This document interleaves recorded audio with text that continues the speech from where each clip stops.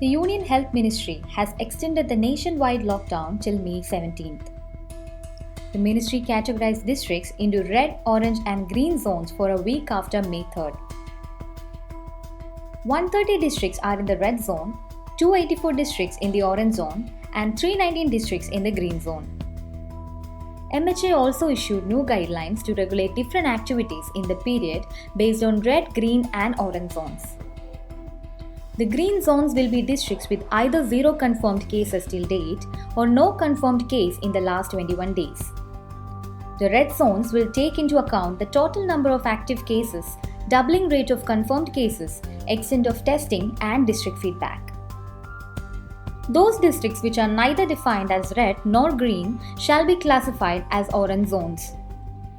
The guidelines have permitted considerable relaxations in the districts falling in the green and orange zones.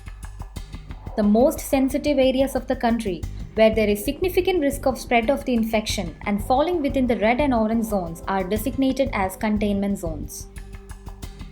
Some activities will remain prohibited throughout the country irrespective of the zone. This includes air, rail, metro, and interstate movement by road. Educational institutions and hospitality services cannot function.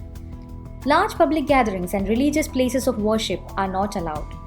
Movement of individuals for all non-essential activities shall remain strictly prohibited between 7 p.m. to 7 a.m. Malls, markets, and market complexes are not allowed.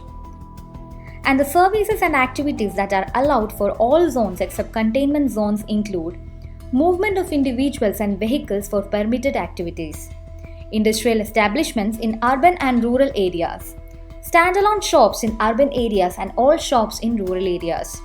Private offices can operate with up to 33% strength as per requirement, with the remaining persons working from home.